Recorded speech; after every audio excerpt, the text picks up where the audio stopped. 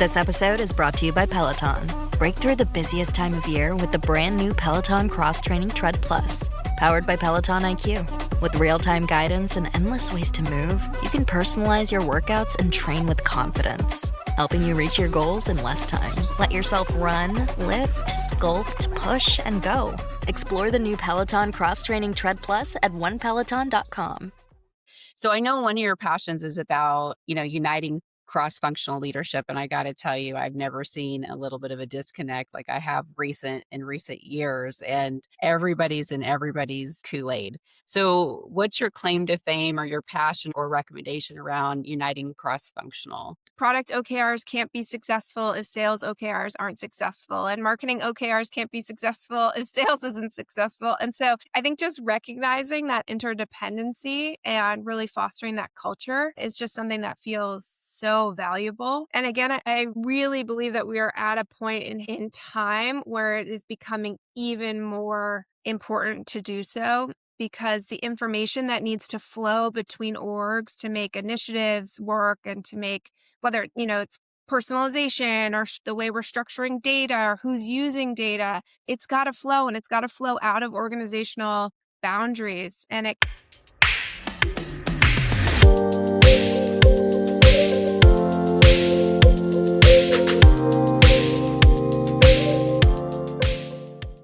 Hi, I'm Christy. I'm your host for Inside the C-Suite, where execs get real about leadership, impact, and what it truly takes to make a high impact decision. I'm super geeking out, you guys. We have Kate Parker, president of Transcend. Transcend is an automated data privacy platform. They work with high growth startups like Robinhood and Hims, and also Fortune 500 plus companies. Now, Kate is so much more than Transcend. She is a former leader from Google and from another little one called Uber. So, Kate, welcome to the show. We're so happy to have you. Thank you. I'm so happy to be here. I'm looking forward to the conversation. Awesome. So, where are you joining us from? I'm in Marin, just north of San Francisco. My home Beautiful. office. Yep. Yes, guys. And if you're watching, her home office looks almost like it's a background because it's so perfectly clean and white, and the books are just. I'm OCD. My pantry is even organized and labeled. So I'm geeking out over your I background. love that. I know you're doing big things over at Transcend, but you did some big things over at Uber and Google before making the transition to Transcend. So I'd love to hear a little bit about that and just kind of roll into what you're doing now, if that's okay. Yeah, that sounds great. I spent many years at Google. One of the highlights for me was working on a program called Made with Code, which was really underpinning the company's investment in getting more women into technology by reframing the stories and the narratives behind what it means to be a computer scientist and a technologist, and really holding up just some incredible examples of women around the world building and creating and doing amazing things. It was such a fun period in my career, and it just made such a large impact on the society level, but also as we just looked at the way the company was investing in the area as well, which just felt really good. And then from there, I moved over to Uber to work on consumer safety initiatives, focused on many of the different product lines across all of the different markets. And what I loved about that is the company was just going through such tremendous management model to more, sort of growing up as together on our global landscape. The business was obviously moving just so fast and becoming a household name. So being able to really work and craft initiatives was just really rewarding. And then Transcend came calling right during the pandemic, actually. And I made the leap over. I was just blown away by the founders and the vision that they had. And working for inspiring visions is something that's really important to me. And it's scary that I say scary, but for a lot of people, I think it was scary to make leaps during COVID. I made a leap during COVID as well. So what do you attribute to your bravery to make such a big move from what most would consider a safety net, right? Like Uber, like a strong company brand. It's funny you say that because I also was just coming off of maternity leave, my first maternity leave. And I distinctly remember someone saying, "Are you crazy? Like, what are you doing?" But I think it comes down to just knowing myself. In a large part, many of the same reasons I left Google. There are people who I think just excel at large companies, 75,000 employees plus, really robust public companies. But I'm a builder at heart, and I loved my time at Google. I loved my time at Uber, and I was just so hungry to get back into that building mentality when things are a little messy. Everyone's kind of just pointed in the right areas. I think it brings out the best in my work. And so it gave me the confidence to make the move. I love that you say you're a builder because it's really interesting what we actually identify as, right, within our work. It may not be how other people perceive us, but as we identify, I think is important and like what drives us and what's passionate. I heard someone say a long time ago, we need to create an upskill program. And my whole point to everyone was, yeah, but the people that want to upskill are going to upskill on their own. They're going to come to you with an idea of how that's going to be done, and you're not going to have to do a lot of work with it.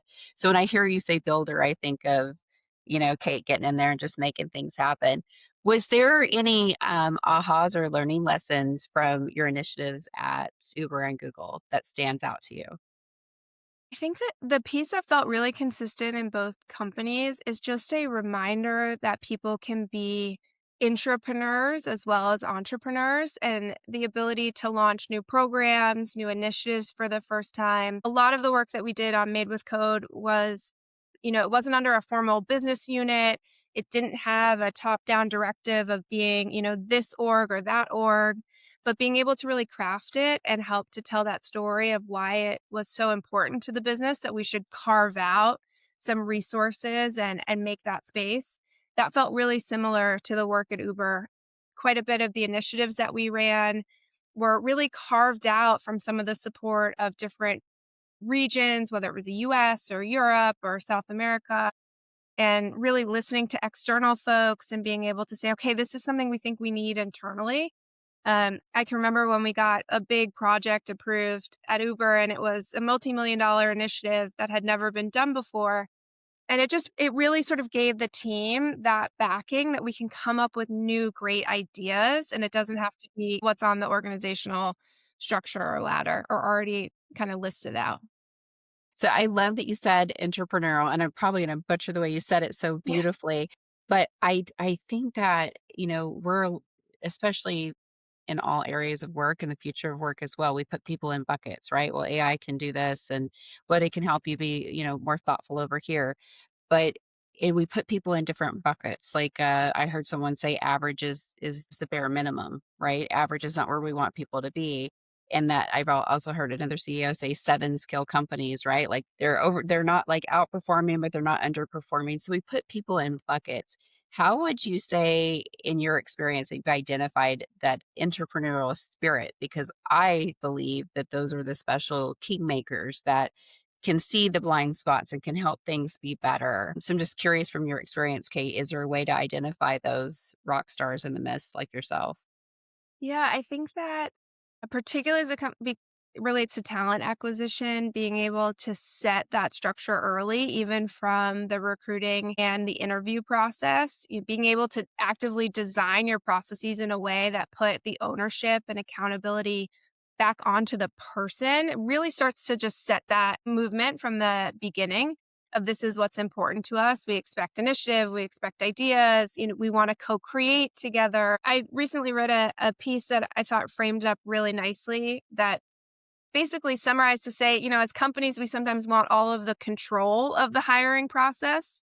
But in doing so, what are we teaching the people that we are actually trying to recruit and bring on board? And if we want to bring on board builders, leaders, folks who have really sort of focused grit and hustle, how do we bring them into the process so that they can co-create with us and feel that from our culture right from the get-go? I think it's just so important. There was also something you said in your question that I just want to jump off on. I think that's becoming more important now as organizations are becoming more nimble, as people's buckets are becoming a little bit, everyone's bucket's getting tipped over with AI, in terms of what we control, what we need to do, who we need to work with. And so I just think it's becoming even more important for us to find those people who are change ready, who are like that mindset and who are going to build through, whatever kind of comes next as we're all just learning. Yeah, the gritty, open mindsets are the ones I like, but they're the ones oftentimes that tell people that their baby's ugly, right? Without saying it, which can be a little unpopular for those builders. So it's finding the ones that aren't afraid to go in and tell you that your baby's socks are cute, which is code for you have an ugly baby, but still kind of move forward with, forward progression and ideas on how to make things better together. So I know one of your passions is about, uniting cross-functional leadership. And I got to tell you, I've never seen a little bit of a disconnect like I have in recent years. And everybody's in everybody's, Kool-Aid. Like you've got the CTOs over here in marketing, and then you've got sales is over here in product, and just everybody's in everybody's Kool-Aid.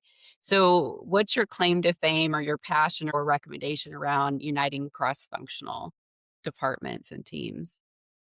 I really resonate with sports analogies, I have to be honest.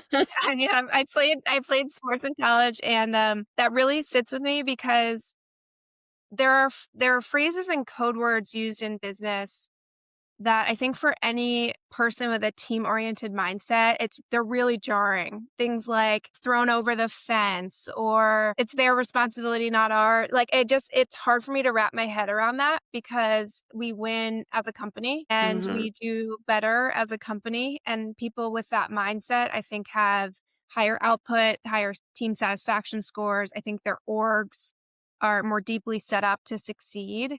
And I think certainly as our orgs get larger and larger, we are designed to actually work in tandem with other orgs. Product OKRs can't be successful if sales OKRs aren't successful, and marketing OKRs can't be successful if sales isn't successful. And so I think just recognizing that interdependency and really fostering that culture is just something that feels so valuable. And again, I really believe that we are at a point in time where it is becoming even more important to do so because the information that needs to flow between orgs to make initiatives work and to make whether it's personalization or the way we're structuring data or who's using data, it's got to flow, and it's got to flow out of organizational boundaries, and it can't just work for one team or one department. It has to create more of this organism, and I think org leaders with that mindset are going to be more successful. Well, we would hope they would. So what Yeah. happens when you're on the team and those org leaders are not thinking as team? They've got an I in there instead of an E or a we. So what guidance would you give to the underlings that are navigating in that environment? It's a great question, in part because I think anyone who's worked with me knows that I'm so allergic to it as a concept that, and in fact, I start most of my meetings with the viewpoint of, we are a single team. I do not care if you are this org leader or that org leader. You can't be successful unless your other departments are successful as well. It just doesn't work. But certainly, of course, it can pop up where teams or folks who are managing specific projects might not feel that they are getting the support that they need. That can be really challenging, particularly in organizations that might be going through cultural change, organizational change.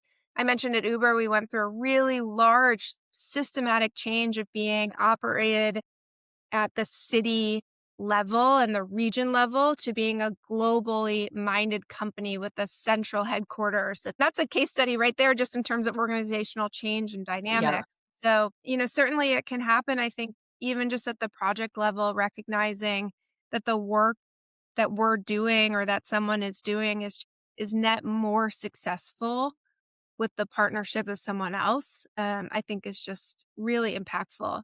And obviously practicing gratitude, I think, is something that really helps people understand what that Yes. is. That is my absolute favorite thing that you said is practicing gratitude because I think at the end of the day, you know, we all show up and we want to be purposeful, right? If I'm wrong, people, audience, call me out. Like if you like to not be purposeful, then call me out for sure. But I think at the end of the day, most humans want to be purposeful. And I think gratitude is a great way to honor and respect one another. So it's my favorite word that Kate Parker said today was gratitude. So I know, and that kind of ties into you're obviously a servant leader. You obviously lead with your heart. Everything that I've seen and read about you, it mirrors and reflects that as well.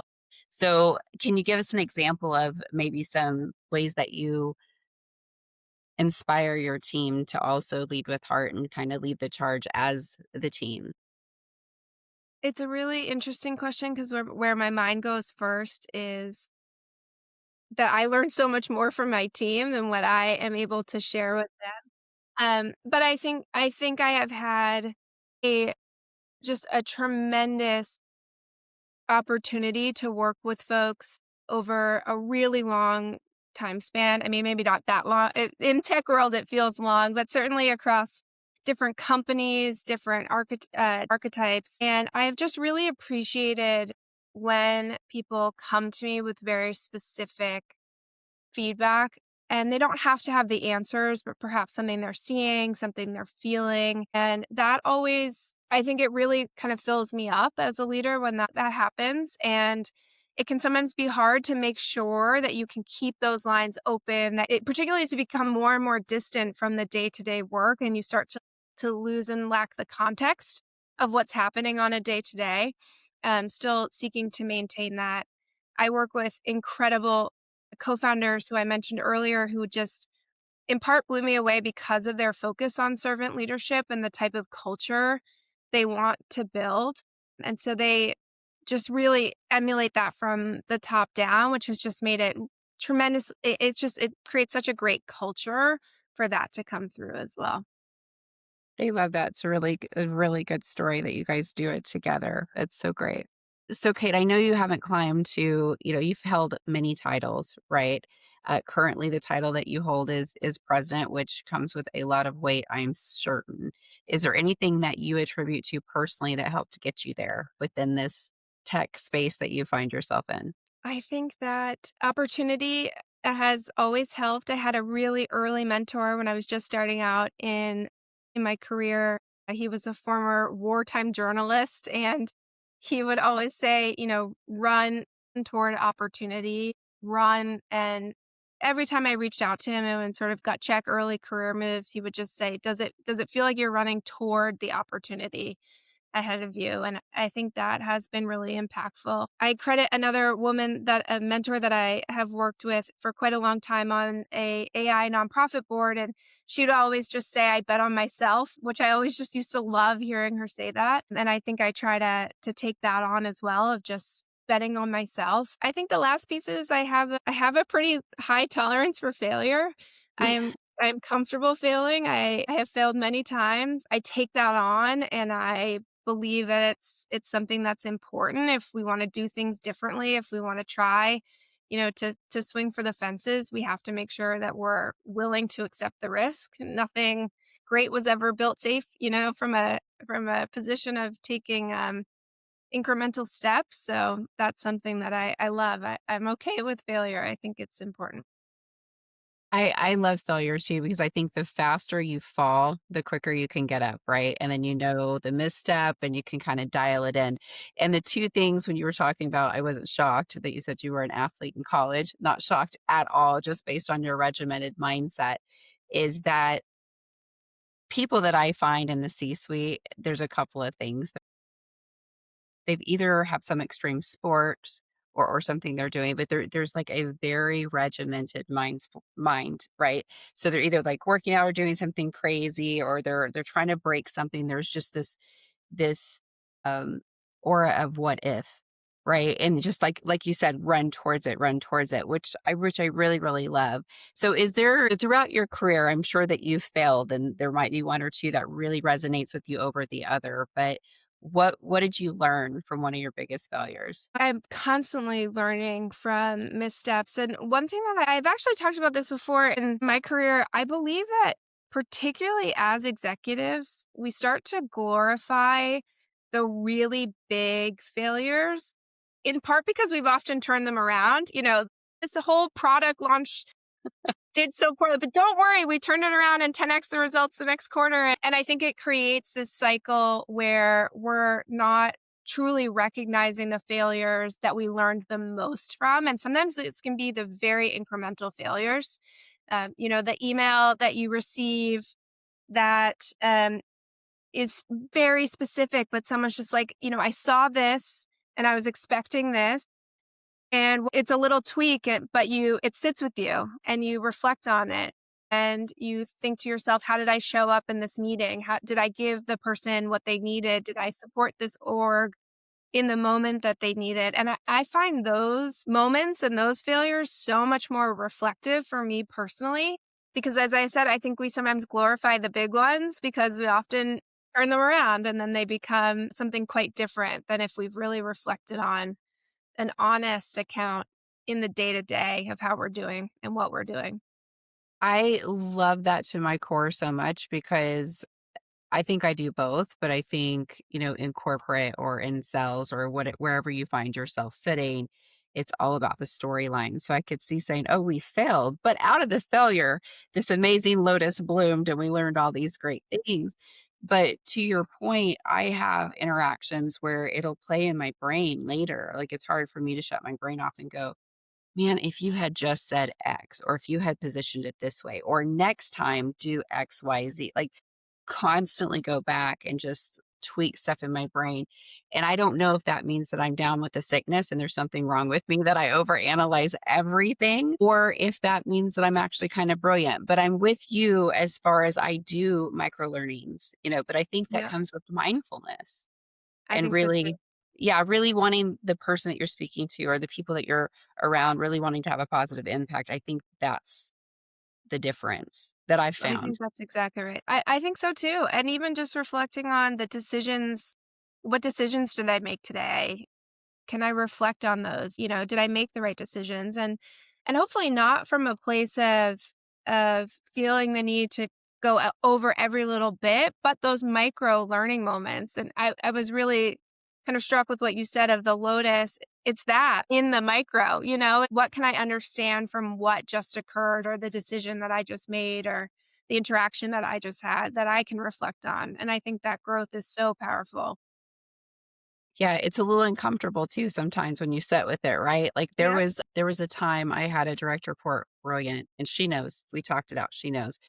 But it was a very stressful day coming to the end. At the very end, great, great visit, great meetings, everything just 100%. The very end, it just took one snippy moment to undo all the positive that had just been done. But the really cool thing is, a slight misunderstanding. The really cool thing is that she approached me about it. Yeah, that's And awesome. I said, because I saw her shut down the second it happened. I saw her shut down. I was like, there's no getting this back. This has happened, right? It's out of the gate. But her coming to me the next day and saying, hey, can we talk about that conversation? This is what happened. And I owned it. And I said, you know what? That was not my best moment. And believe it or not, I beat myself up every minute until we talked, right? Almost like she was my boss, and thoroughly apologized because it needed to happen. It was Yep. not deserved. And it was a wonderful person. It was just a moment of stress where there was just a slight miss and a little bit of a tone. But that little bit of a tone for anybody else could have really deterred them and set them a different way. But I beat myself up because I've been a really good manager. I've been a really good leader, a really good coach, really good mentor. And I've also been a really shitty one. So I think when you look and you go, I wasn't my best today. How can I show up differently? I think that's definitely mindfulness and it matters. And I so think it's so too. awesome to see a leader leading with that. It's I think so beautiful. too. And I think that particularly when we're growing in our careers, we're asked to do that by leaders all of the time. Reflect on what you did, reflect on your choices. And I think sometimes we as leaders lose that as we continue growing. And I think the more that we can hold on to it, the better it makes us. Well, for me in a multi-generational workforce, which we find ourselves in, no idea your age or generation, don't care. I'm telling myself though, right? So video killed the radio star. I was raised in the 80s. I have two grown men that are out of my home. But yes, so for me, like it's different, right? Like everybody, how you come up is totally different. I found myself working and having people in their 60s and 70s that reported to me and their 20s that reported to me. And then, it's just like this sandwich thing. And so if we are closed minded in how we interact with, I mean, let alone your friends and the community, but in your work, that's who you spend most of your time with, right? You want to have good communication with them. But if you're not open minded, you're not going to get anywhere. And there's going to be a lot of finger pointing, and your culture is going to just like, it's going to die.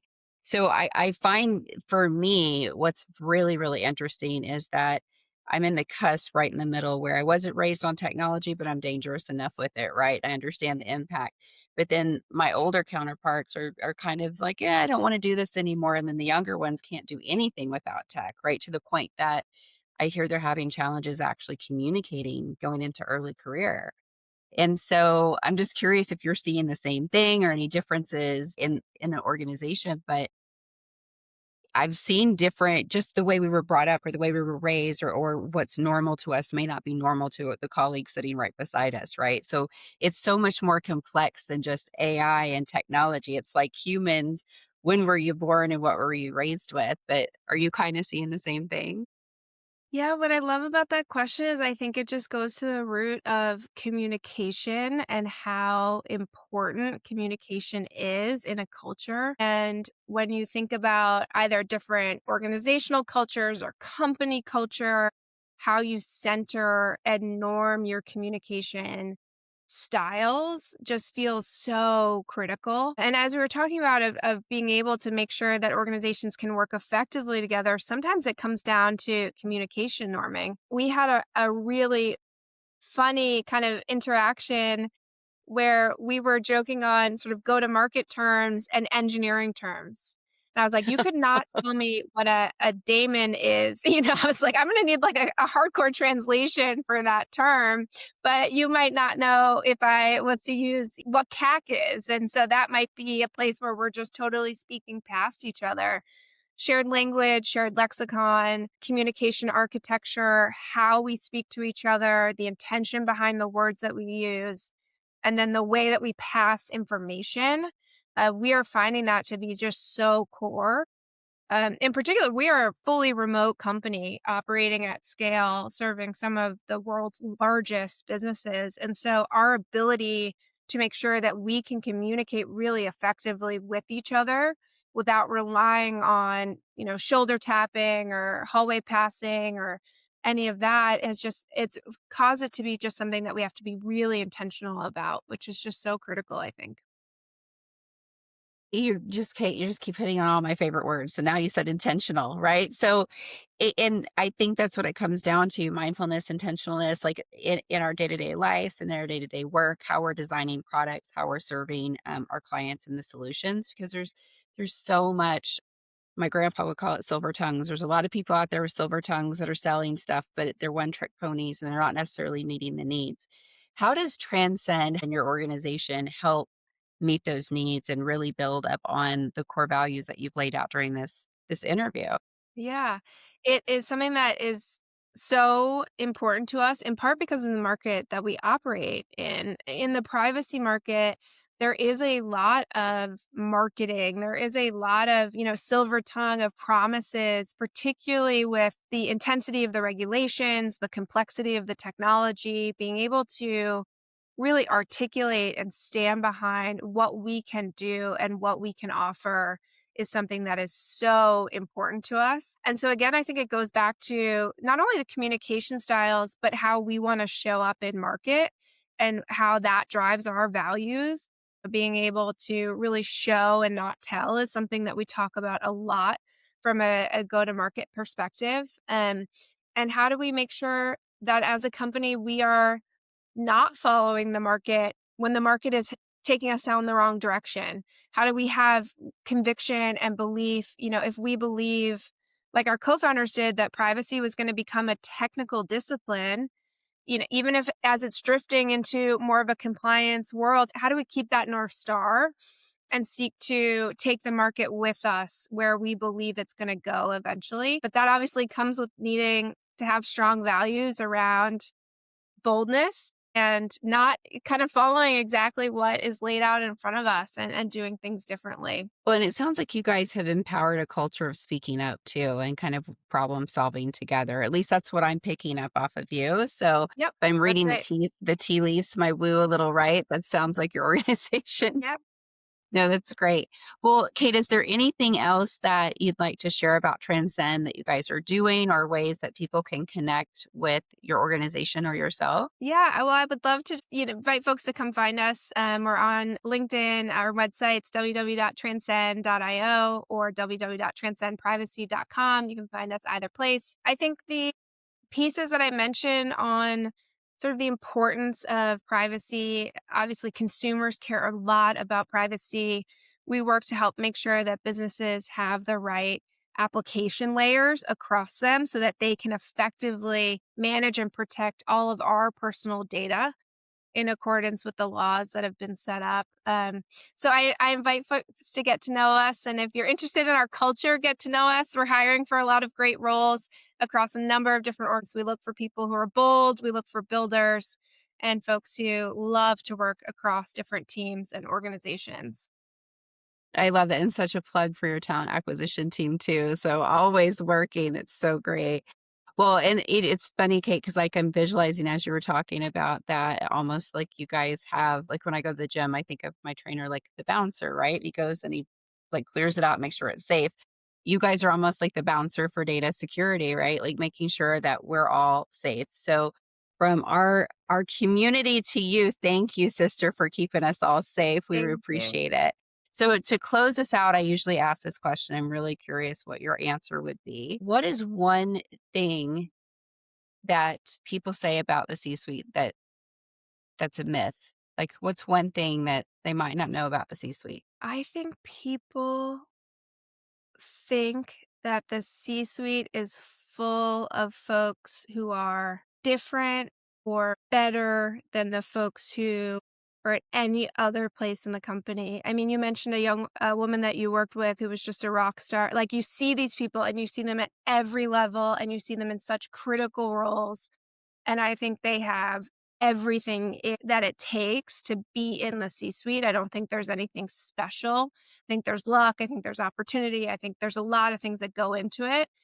But I have met a lot of folks in the C-suite, and I wouldn't say that I think it's a superhero status. I think it's something that a lot of rock stars could do. It's funny. I had someone tell me the other day, well, things are just working out for you. Isn't that lovely? And I thought, well, that was really sweet. And in my head, I thought I worked really, really hard for all of those things, Yep. right? Yep. Um, but no, that's really, really beautiful. Well, Kate, it has been wonderful getting to know you, and the amazing human you are shines through. It just does. If you guys are listening, you got to go back and watch the video of this woman's face. She's definitely glowing. Check out Transcend, check out Kate, and like and follow, subscribe, tell your friends about us, right? Let's learn from more great leaders like Kate Parker. Until next time, see you guys then.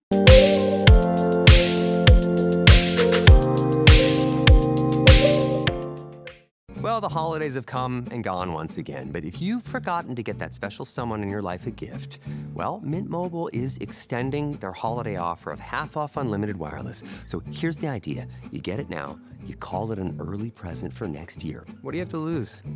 Give it a try at mintmobile.com/switch. Limited time 50% off regular price for new customers. Upfront payment required. $45 for 3 months, $90 for 6 months, or $180 for 12-month plan. Taxes and fees extra. Speeds may slow after 50 gigabytes per month when network is busy. See terms.